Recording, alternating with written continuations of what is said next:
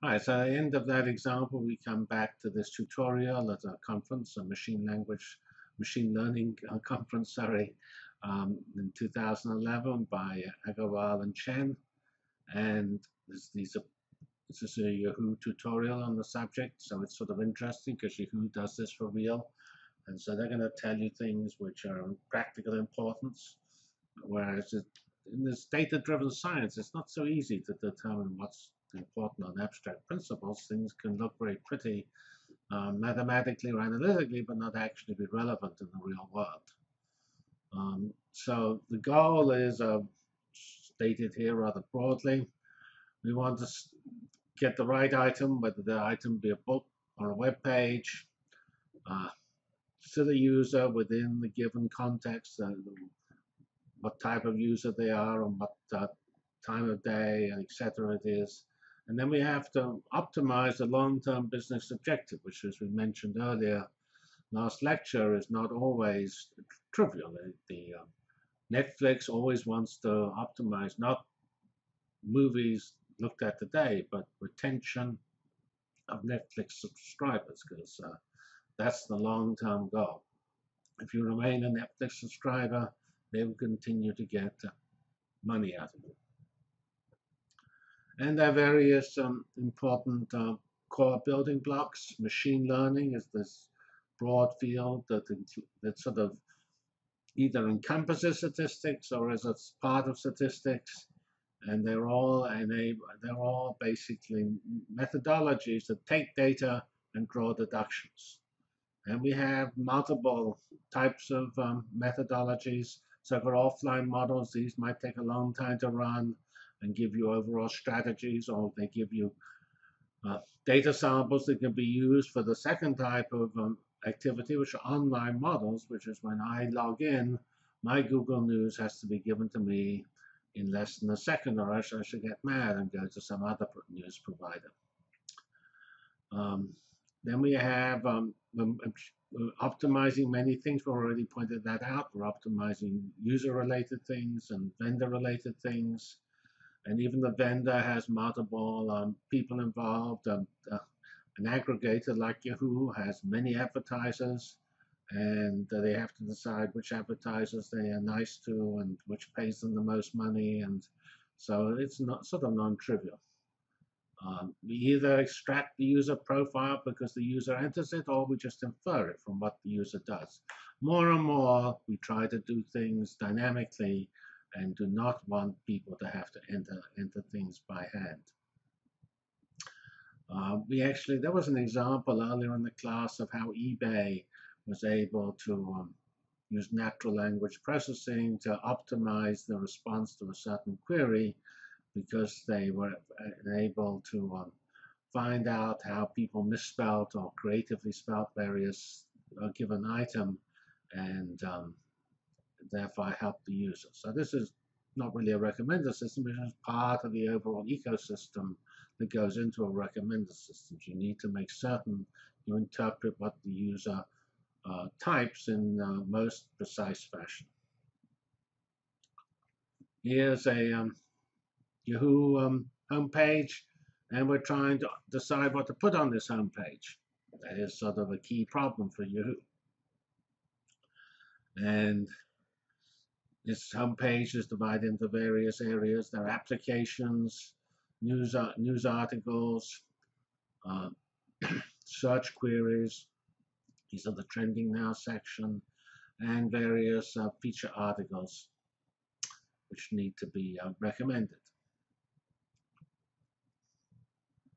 And you need to decide what to recommend. And in doing that, you can also have various subtleties here, like on this packages at the top. You actually have many possible items you can put there. That's sort of the central place where the person's likely to focus after they've got scared by the octopus. And you have multiple things that can go there, and you dynamically can pick out of a sample. So you maybe pick the top 20 to 40, but only put on any one visit to the page 4 out of that pool, and you may of course rotate those 4 so people can watch and see if something better turns up. And of course, we route the traffic from this page to the other pages. And as we pointed out, this is and we have in more detail, it's actually the total revenue that counts, not the revenue immediately gotten from this page, because there aren't so many advertisements on this page, and maybe the most important revenue getting advertisements are on follow-up pages. So in order to decide how to do this optimization, we want to put in quite a lot of subtle things. For example, well, I'll give an example where we may actually increase the click-through rate, that's CTR, but that may actually lower our revenues because a lower click-through rate may be attached to going to sites where I tend to get bigger conversion. Because if one site gives me so much money from advertisements because the user that goes to that site converts, and namely they buy things from the advertisers at a certain level, but then the same user might more often go to a different page, but that page they don't convert as well as. So it's pretty important to look at the final result, not just the immediate click. And of course, all of this is coupled. We have remember we had that web page with multiple different areas on it. When we're trying to, simplest case is to optimize each area on its own, but in general, you want to optimize the areas together.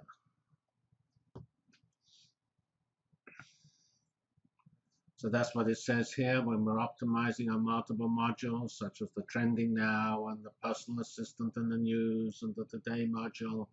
You could do them independently, but maybe there are correlations, and so you want to optimize them together. So maybe, for instance, it could be that the simple separate optimization effectively puts the same information, the top information of that user, in two different modules, where I should do better to have one module focus on one area the user is interested in, and another module focus on a different area, because that will increase your click-through rate. Because if the modules are essentially responding to the same interests of the users, then it's missing out on these other interests which could be important. And as we pointed out, within a module, we have this difficulty that we actually want to optimize the final result, not the immediate click-through rate. So here's the sort of overall ecosystem. We have pages and ads and users clicking, and those users are converting the clicks in some fashion. And then we have advertisers bidding to put their information on the page, and all of these have to be put together in your machine learning and statistical model to decide what to put on the page. What you're trying to do is pretty simple. You're just trying to decide what items to put on the page for this particular user.